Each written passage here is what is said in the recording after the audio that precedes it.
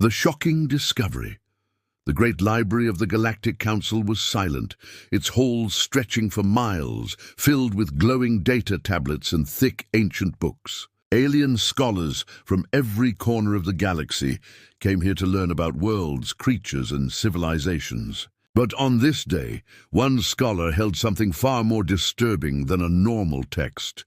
His scaled hand shook as he lifted the book. Its cover was dark and heavy, written in red letters that almost looked like dripping blood. Across the top, in bold alien script, was the title, Encyclopedia of Galactic Monsters. Every species knew of this book. It was feared, respected, and hidden from public eyes because it did not describe legends or myths. It described reality. Inside were the deadliest creatures the galaxy had ever recorded. The scholar opened the cover. The first page described the razor-winged serpent of the Kalan Nebula, a beast with wings sharp enough to slice steel. The second page showed the burrowfang of Rho Prime, a creature that hunted entire colonies by tunneling under the ground and collapsing whole cities.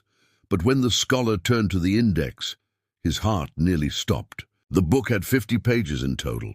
Yet 49 of those pages were dedicated not to the monsters spread across 1,000 worlds, but to a single place. A single planet. That planet was Earth. The scholar blinked several times, thinking he had made a mistake. But no, the index was clear. Out of 50 pages of monsters, 49 spoke only about Earth's life forms, and the final, longest page was about humans themselves. Fear settled in his chest as he whispered, "How can one planet contain so many?" He turned to the first Earth entry. His eyes widened at the image of a tiger. The book described it as a predator that could crush bones with its jaws, leap further than most alien soldiers could run, and stalk its prey in silence for hours. The alien's hands trembled. For his people, even the largest hunters of their world, would stand no chance against such a beast. The next entry was worse. The crocodile. The text called it an ancient survivor, unchanged for millions of years, living in rivers and swamps, waiting motionless until the moment it struck with the force of a machine. The scholar felt his scales crawl. He turned the page again. Wolves. A pack creature, hunting with teamwork and endless endurance, able to run prey to death. Then bears, giants that could smash skulls with a single paw. Sharks that ruled the oceans, snakes filled with venom, spiders that killed in silence. Page after page was filled with monsters from Earth, each one more terrifying than the last. The galaxy had beasts, yes, but never so many concentrated on a single planet. On most worlds, predators were rare. On Earth, they seemed to fill every forest, desert, ocean, and sky. The scholar leaned back, stunned. He had studied worlds where entire ecosystems feared one dominant creature. But Earth was different. Earth itself was a nightmare. It was not just one monster. It was a world designed to create them. He whispered again, "This cannot be real. No planet could survive this."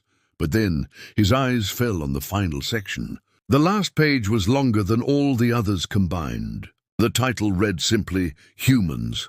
At first, he thought it strange. Humans were small compared to tigers, weaker than bears, slower than wolves. Their claws were soft, their teeth dull. Yet the text warned that humans were the most dangerous of all Earth's creations.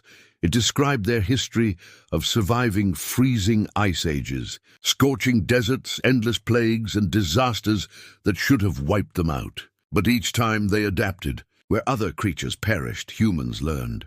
They invented tools. They built weapons. They turned the bones and skins of the very beasts that hunted them into armor.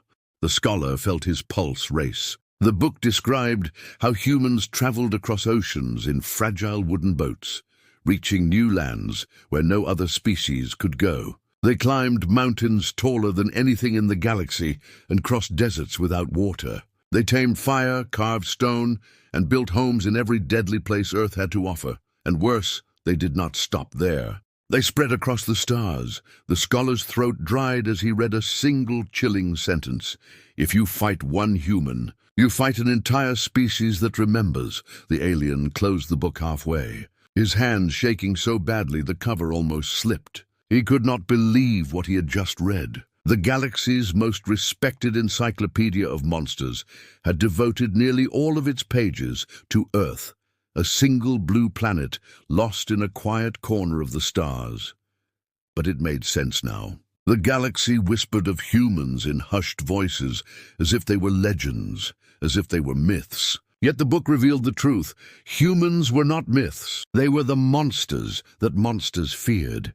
The alien scholar looked around the silent library. Other beings studied their own texts in peace, unaware of the truth that burned in his hands. He wondered how many of them knew what was written here. How many understood what Earth truly was? He whispered again, almost afraid that someone would hear. This is not an encyclopedia. It is a warning.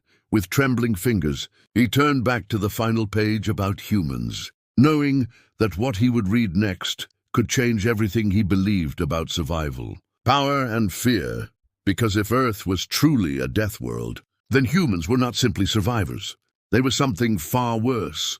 They were the galaxy's ultimate predators, and the scholar realized with horror that if humans ever chose to see the galaxy not as allies, but as prey, then nothing in the stars could stop them. The alien scholar could not stop reading. His hands trembled, yet he turned the heavy page with care, as if afraid the book itself might bite. The section on humans began with a strange introduction. Unlike other predators, humans are not the strongest. Unlike other survivors, humans are not the fastest. But they are something far more dangerous. They refuse to die. The scholar frowned. He had studied predators across many worlds. A beast survived by having claws, fangs, armor, or poison. But this page was saying humans did not rely on any of those things. They survived because of something else, something unnatural. The first example chilled him. It described humans in the frozen lands of Earth, places where the air itself killed and the ice stretched endless. No other intelligent creature in the galaxy could live there. Yet humans built fire, carved homes of ice and stone, and hunted giants of the snow. They did not merely survive the cold, they mastered it. The next paragraph spoke of deserts, endless heat, no water, nothing but sand. Even machines struggled in such places. Yet humans walked those deserts, wrapped in cloth, carrying water across miles, living where no other animal dared. The scholar's eyes narrowed. It was impossible. If one place tried to kill them with cold and another with heat, surely they would choose safer lands. But no, the book explained humans did not avoid danger. They challenged it. He turned the page and found something even worse: diseases, invisible killers. Viruses, bacteria, plagues that could wipe out entire villages. On most worlds, plagues meant extinction.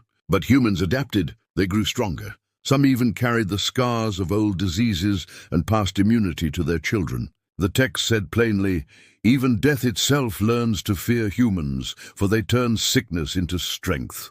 The scholar's throat dried. It was unnatural. Every creature feared the environment, the weather, or sickness.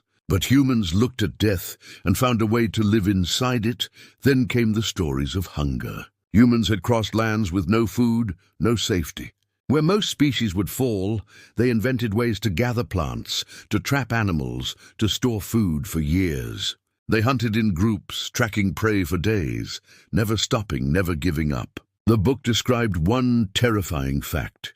Humans could run farther than almost any creature alive, not because they were faster, but because they did not quit. They ran until the prey collapsed. The scholar gripped the page tighter, his scaled hands sweating. They do not stop, he whispered. They never stop. The next section made his blood run colder. It described human minds. The text warned that unlike beasts, humans carried memory not only in their brains, but in their stories. When human learned a skill and hundreds after him copied it, a single discovery, a single invention did not die with the body. It spread like fire, passing from generation to generation. The scholar understood at once. This was what made them unnatural.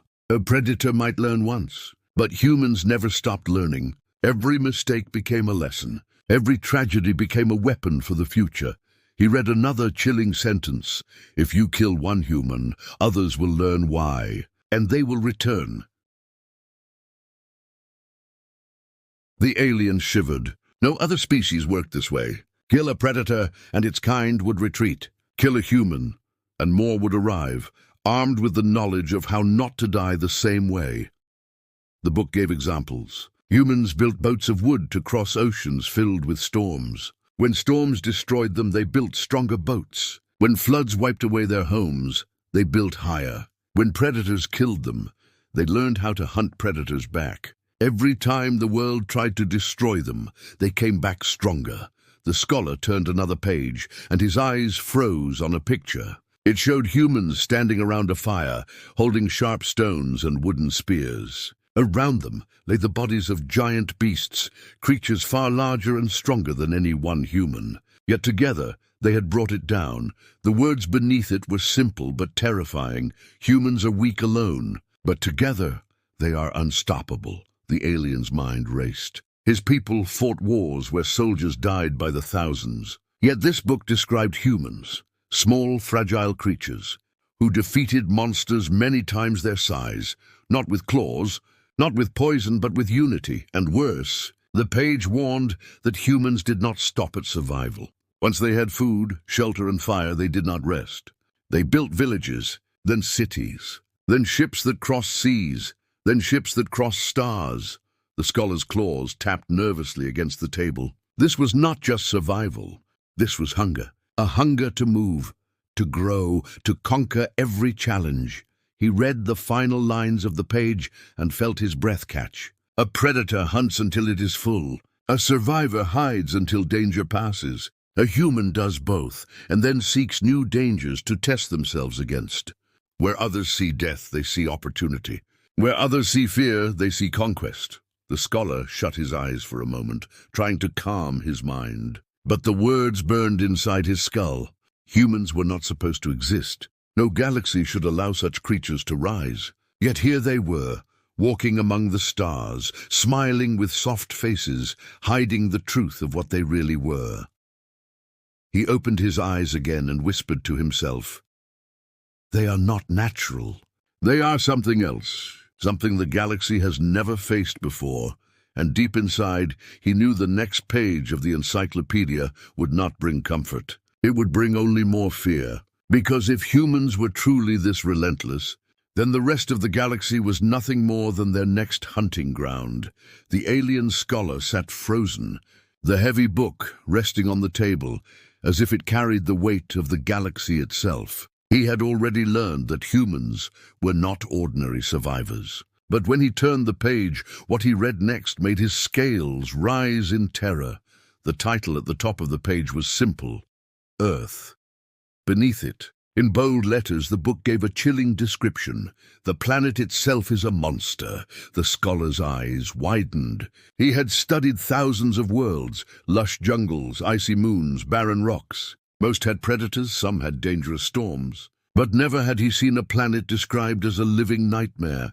He read on, and the horror grew. Earth was filled with endless dangers, each one capable of wiping out weaker species. Its jungles crawled with venomous snakes and insects too small to see, yet deadly enough to kill in minutes. Its oceans swarmed with sharks, colossal whales, and storms that could shatter ships. Its mountains rose so high that air itself became poison. Its deserts burned hotter than furnaces. Its poles froze colder than any cryovault. The book listed disasters that struck without warning, quakes that tore the land apart, volcanoes that spewed fire and ash into the skies, hurricanes that could flatten entire cities, floods that swallowed valleys, lightning storms that killed without mercy. The alien's hands shook as he whispered, "How can life survive this?" And then he realized it had not only survived, it had thrived. Every page described new horrors. Disease was constant, yet humans endured. Predators lurked in every forest, yet humans hunted them back. Even the ground and sky turned against them, yet humans stood again. Earth was not a safe home. It was a forge of terror. And inside that forge, humans were shaped. The scholar understood now. No wonder the galaxy feared them. They had been born on a planet that killed without hesitation. Every day of their existence was a battle against death. Other species grew in safety. Humans grew in war. The book gave a terrifying comparison. On one world, A predator called the Dresh beast had destroyed a colony of settlers. It was placed on page 2 of the encyclopedia. On Earth, there were hundreds of predators just as deadly, yet humans did not hide from them. They built legends around them. They painted their images on cave walls. They wore their skins as trophies. The scholar's throat dried as he read about fire. Lightning struck the land, setting forests ablaze. For most creatures, fire meant death. But humans took it, learned it, and made it their ally. They cooked food with it. They shaped tools with it. They carried fire across the world like a weapon gifted by the planet itself. Another line made the alien tremble. Where others flee, humans adapt. Where others perish, humans build. The scholar thought of his own people. When storms came, they built shelters and prayed for them to end. But humans, the book said, they did not wait. They carved stone to make stronger walls. They dug into mountains. They crossed deserts with caravans. They built ships to sail into storms. The alien realized Earth was not a planet that gave life peace. It gave life no choice but to fight. And humans were the ultimate result of that endless fight. He turned to another section and nearly dropped the book. It showed illustrations of viruses, tiny, invisible killers that spread through air, water, and blood. Entire civilizations in the galaxy had fallen to far weaker plagues. Yet Earth was filled with them. The book said humans had faced sickness after sickness for thousands of years. They did not escape. They endured. Some even carried the remains of diseases inside their blood, passing resistance to their children. The scholar whispered, "They make death their teacher." His claws traced another passage. It spoke of hunger. Earth was not generous. Winters froze food beneath snow. Droughts burned crops into dust. Yet humans invented ways to store food, to farm, to raise animals, to feed entire tribes. The alien leaned forward as his eyes locked on one haunting sentence. Humans do not wait for mercy from Earth. They carve survival from its teeth. The scholar's breath caught. That was the truth. Other species lived in harmony with their worlds. Humans lived in war against theirs, and they did not just survive the war, they won it. He imagined his own planet. If half the dangers of Earth struck his people, they would not exist. His kind would have been wiped away before they could walk upright. And yet humans, born on a world that should have destroyed them, had risen to command not only their planet, but the stars beyond. The alien closed his eyes for a moment, feeling the weight of what he had learned. Earth was not an ordinary homeworld. It was a death world. A place where even the smallest insect could kill, where storms could erase cities, where the ground itself betrayed you. And if humans were children of a death world, then they were something the galaxy had never seen before. Creatures forged by constant struggle, sharpened like blades, hardened like stone. When the scholar opened his eyes again, he noticed the library around him felt colder. Every alien in the hall looked fragile now, soft and untested. None of them had faced what humans faced every day of their existence. None of them were born in a place that demanded endless battle just to take a breath. He stared at the book once more. The text glowed faintly in the dim light, as if alive. And at that moment, the scholar understood why 49 pages were about Earth. It was not just because of the monsters that lived there. It was because Earth itself was the greatest monster of all. He turned the page with trembling hands, knowing the next part would not speak of the planet, but of the galaxy's reaction to its children. And deep inside, he already feared the truth, because if Earth was the monster, then humans were its sharpest claws.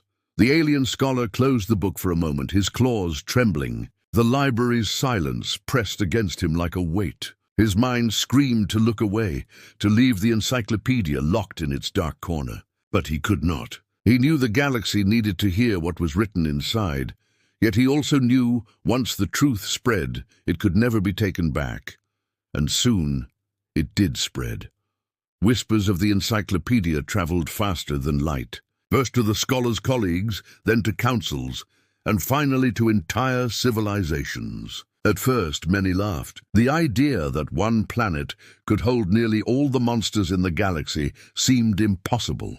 But when more copies of the book surfaced, And when explorers confirmed the stories of Earth, the laughter stopped. The galaxy grew afraid. In the great council chambers, alien leaders argued for hours. Some said Earth must be declared forbidden, cut off from trade, hidden from maps. Others said it was too late. Humans were already among the stars. They walked in marketplaces. They served on crews. They sat in diplomatic halls. To ban Earth was to ban a species that already lived beside them. The fear deepened when soldiers told their stories. Veterans of war remembered battles where human fighters stood against impossible odds. One commander, a reptilian warlord, described how 10 of his armored troops had tried to break through a line defended by only 2 humans. The humans did not run. They did not surrender. They fought until the last breath, and when the dust cleared, the warlord's soldiers were the ones who lay broken. The council chamber fell silent after his tale. Everyone knew alien soldiers were trained for war since birth. Yet humans, born on a death world, seemed to carry war inside their bones. A scholar of medicine then spoke. She warned of human bodies. They bled, but they did not fall quickly. They broke bones, yet still kept moving. She told of a human who had run across a battlefield with a wound that should have killed him instantly, still carrying his injured comrade on his back. To her people, such survival was unthinkable. To humans, it was expected, and then came the most disturbing argument. A diplomat from a distant star system stood up and asked the question no one wanted to hear. "What happens," he said, "if humans ever stop calling us allies and start calling us prey?" The words echoed across the chamber like thunder. In that moment, the fear became panic. Some demanded walls be built, fleets strengthened, and weapons aimed at Earth. Others whispered that such actions would only provoke them. To point weapons at humans was to invite the very war they feared. But not all aliens spoke with fear. A few voices rose in calm defiance. They argued that perhaps humans were not just monsters. Perhaps they were protectors. One old counselor told a story of how humans had fought beside his people when an invasion came. The humans had not abandoned them, even when victory seemed impossible. They stood shoulder to shoulder, laughing in the face of death, and somehow, against all odds, they won. The chamber split. Were humans the galaxy's curse or its salvation? Outside the chambers, fear turned into rumors. Merchants whispered of humans who could see in the dark, who could smell danger, who could heal wounds with stubborn will alone. Children of alien species drew pictures of humans with fangs and glowing eyes. Some even believed humans could not die, that death itself turned away from them. The scholar who had first read the book walked the streets of the capital and saw the fear with his own eyes. Aliens who once welcomed humans now crossed the road to avoid them. Soldiers tightened grips on their weapons whenever a human passed. And yet, strangely, many others clung to them for safety, believing that if a monster came from the void, only a human could stand against it. The book had not only described humans, it had changed them. The alien scholar knew then that a new age had begun. The galaxy could no longer look at humans as one more species among thousands. They were something different, something that lived on the edge of fear and hope. That night, the scholar returned to the library and opened the encyclopedia once more. His claws tapped nervously as he turned to the last page. The final words of the human section glowed faintly, as though written with fire. Do not mistake their kindness for weakness. A human will smile as they trade, as they laugh, as they shake your hand. But remember, this is the smile of a predator that has survived everything a death world could throw at them. And if pushed too far, that smile will be the last thing you ever see. The scholar closed the book and sat in silence. The galaxy's leaders would argue, its people would whisper, and its soldiers would prepare. But none of it mattered. The truth was already written. Humans were not simply a species. They were a choice forced upon the galaxy. Fear them or trust them. Hide from them or stand beside them. Either way, the galaxy would never be the same. The alien scholar returned to the book again and again. He had read about Earth's monsters, about the death world itself, and about the terror that spread through the galaxy when the truth was revealed. But there was still one more section, the final page. It was thicker than the others, almost as if the book itself carried extra weight in those words. With a deep breath, he turned it. The title was simple: Humanity.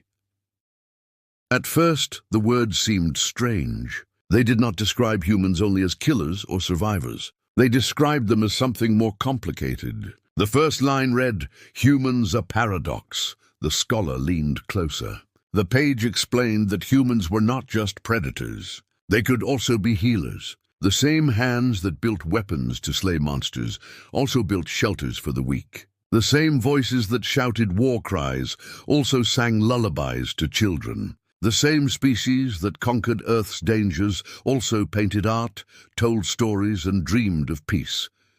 The scholar frowned. "How can monsters also be dreamers?" he whispered. The next passage gave an answer. "A human smiles even when they suffer. They share fire when they are cold.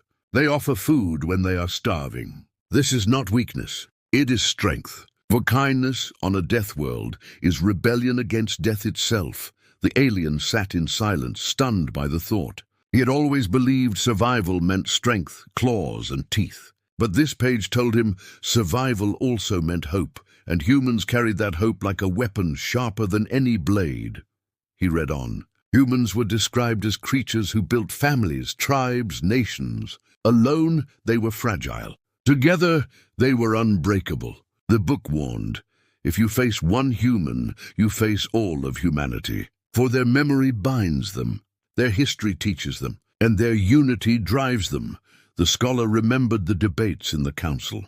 Some had feared humans, others had praised them. And now he understood why both sides were right. Humans were dangerous because they could be both at once. The galaxy had known predators and builders, killers and healers. But never before had it known a species that could hold all those roles in a single heart. The next section struck deeper.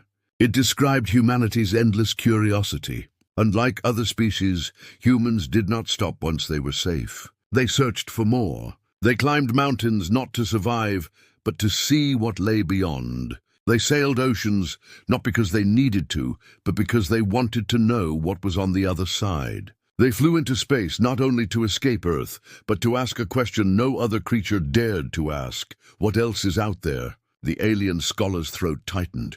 He realized now why the galaxy feared them. Humans were not content to stay within their borders. They always moved forward, even into danger, even into death. Curiosity, the book said, was their most dangerous weapon. The final passage made the scholar's scales shiver. It was written in darker ink, as though the author wished to warn anyone who dared to read it. Do not mistake their laughter for peace. Do not mistake their love for weakness. Do not mistake their tears for surrender. A human may forgive. A human may embrace. But if you push them too far, if you threaten what they protect, you will see the other side of them. The side that was forged by Earth itself. The side that even monsters fear.